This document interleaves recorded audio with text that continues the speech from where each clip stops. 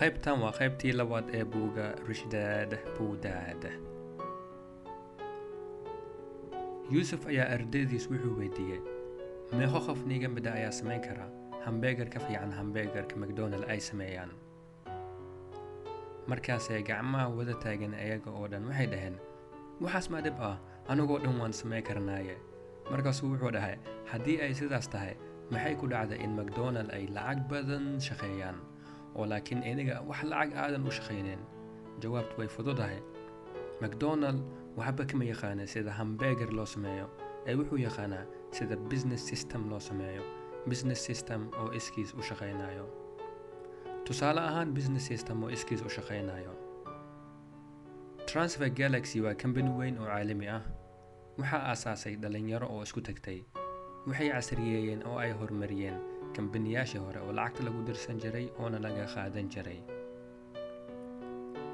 Kambaniga oo dhan wuxuu ka bilowday fikrad. Qof ayaa wuxuu ku fikiray sideen u samayn karaa kambani weyn oo dunida oo dhan laga isticmaali karo. Kambani oo qof walba lacag ka dirsan karo asiga oo meeshuu rabo dunida ka joogo, waliba asiga oo gurigiisa joogo. Wuxuu ku fikiray sideen midaas u samayn karaa sababtoo ah haddii aad maskaxdaada weydiiso sideen u samayn karaa maskaxda way furmaysaa oo way shaqeynaysaa. laakiin haddii aad dhahdo aniga ma awoodo ani ilmo ayaan ahay ani faqiir ayaan ahay maskaxdaada way isxiraysaa oo shaqada way joojinaysaa. sidan ayuu sameeyay wiilka. hal qof ayaa ka bilaabatay. hal qof ayaa wuxuu rabay inuu kambani weyn sameeyo laakiin wax yar ayuu ka bilaabay. gurigiisa ayuu kambani yar ka furtay kadibna ficil ayuu qaaday. baxay wuxuu raadiyay dad kaga fiican asiga waxa uu rabo inuu sameeyo. wuxuu ogaa inuu kaligiisa waxba samayn karin. kadibna koox ayuu soo dhistay. kooxdiisa iyo asiga ayaa waxay ku dadaaleen inay businesska ka shaqeeyaan si ay u horumariyaan oo kaliya uma tegin meesha inay lacag ka soo gasho. waxay mar walba joogteeyeen inay businesska hore u wadaan. businesskii yaraa oo guriga ka bilowday oo wax yar ahaa muddo 2 sano gudaheed wuxuu noqday business weyn oo dunida oo dhan laga yaqaano. wuxuu noqday business oo self sufficient ah oo iskiis u shaqeynayo oo cidnaba uma baahna businesska. businesskaas waxaa lagu qiimeeyaa inuu yahay ilaa iyo malaayiin dollar hadda. waxaan ka faa'iidnaa ayaa ah midda koowaad haddii aad business bilaabaysid waxaad u baahan tahay inaad leedahay business plan qorsho inaad leedahay. tan labaad waa in businessku uu leeyahay leadership hogaamiye. tan saddexaad waa in businesska uu leeyahay management maareeye. tan afraad waa in businesska uu leeyahay team. kaligaa waxba ma samayn kartid waxaad u baahan tahay inaad koox samaysato. Soomaali waxay dhahdaa far kaligeed fool ma dhaqdo, fartaada kaligeed wejiga kuma dhaqdo. saddex wax haddii aad barato waxay kaa caawinaysaa inuu businesskaaga socdo. tan koowaad waa cash flow management sida lacagta ay u socoto waa inaad barataa sida loo maareeyo. tan labaad waxaad barataa sida dadka loo maareeyo.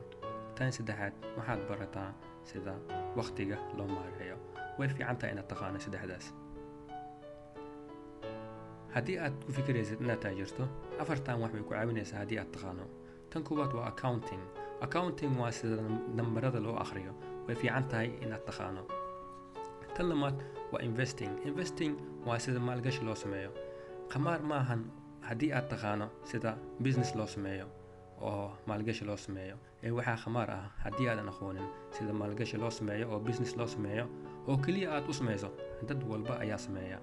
waa adigoo lacagtaada dab ku tuuraya oo rajaynayo inaysan gubanin. tan saddexaad baro sida suuqa oo loo arko wixii loogu baahan yahay oo keen suuqa wixii loogu baahan yahay. hadda ka hor waxaa jirtay tuulo yar oo ilaahay u nicmeeyey oo ilaahay wax walba u siiyey. hal dhib oo kaliya ayaa haystay tuuladaas biyo la'aan ayaa jirtay oo ceelka ayaa ka dheeraa. odayaalka xaafadda ayaa tashteen si ay dhibaatada u xaliyaan. waxay go'aamiyeen in ay Xaliimo iyo Faarax shaqadan siiyaan si ay tuulada biyo u keenaan. Faarax waa farsamayaqaan wuu baxay caagag ayuu soo iibsaday 2 qof ayuu lacag siiyey kadibna tuuladii ayuu biyo keenaa maalin walba lacagtiisna wuu ka qaataa. laakiin Xaliimo waa Xaliimey way fikirtay oo Faarax lama tartamin. way baxday waxay qoratay business plan kadibna magaalada weyn ayay aaday waxay la soo heshiisay dad oo raba inay sameeyaan maalgashi.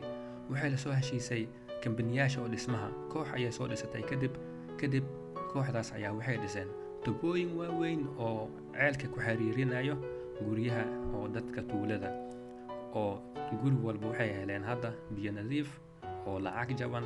biyihii faarax looma baahnaba hadda. xaliimo intaas kuma farxin oo keliya, way fikirtay, waxay dhahday soo lagama yaabo inay jiraan tuulooyin kale oo iyagana biyo u baahan. way baxday oo way soo raadisay tuulooyinkaas, wayna soo heshay, wayna soo caabisay. waxay soo laabatay iyada oo faraxsan. wuhuu hadda farxadeed waxaa sii dheer, lacagtii ayaa iyadana jaabkeeda si biyihii oo kale u soo gelaysaa. passive income ayay leedahay. inta nolosheeda ka dhiman, inta biyaha la cabayo iyadana lacag ayay cabaysaa.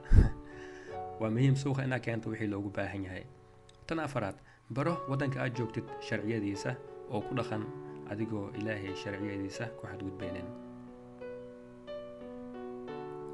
4 waxyaabood oo kaa caawinaya inaad noloshaada horumar samayso. tan koowaad, naftaada ka bilow. haddii bishii $100 kusoo gelayso, sadaqa baxso. sadaqada maalkaaga ayaa badisaa. $1 xataa ha ahaado ka bixi. caabi dadka naftooda caawin karin. kadibna naftaada maalgeli. koorsooyin qaado. kadib buugaag iibso. maalinta waxaad akhrisaa ilaa iyo 10 baal. kadibna raasmaal iibso. waa muhiim. markaas wixii ka dambeeyo lacagtaada isticmaal oo ijaarka bixi. ijaarka markii aad bixiso kadib waxaad iibsan haddii oo raasmaal leedahay, raasmaalkaaga ka iibso sida gaariga iyo waxyaalaha la mid ah. haddii aadan lahayn ha iibsan waxaan raasmaal ahayn. waxaa dhici karo inay waxaan ay adag tahay inaad samayso, laakiin mid ogow, maskaxdaada ayaad furmaysaa markii dhib aad dareento. kadib waxaad raadinaysaa meelo badan oo lacag kaa soo gasho. adiga ayaa dooranaya inaad noolaato sida taajiriinta oo kale. oo taajiriintu waxay sameeyaan markay lacagta soo gasho, naftooda ayay ka bilaabaan oo maalgashi ayay sameeyaan.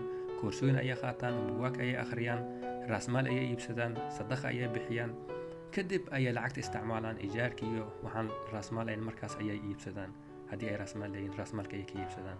laakiin faqiiriinta maxay sameeyaan markay lacagta soo gasho? hore ayay ka isticmaalaan, raasmaal ma iibsadaan, waxaan raasmaal ahayn oo keliya ayay mar walba iibsadaan.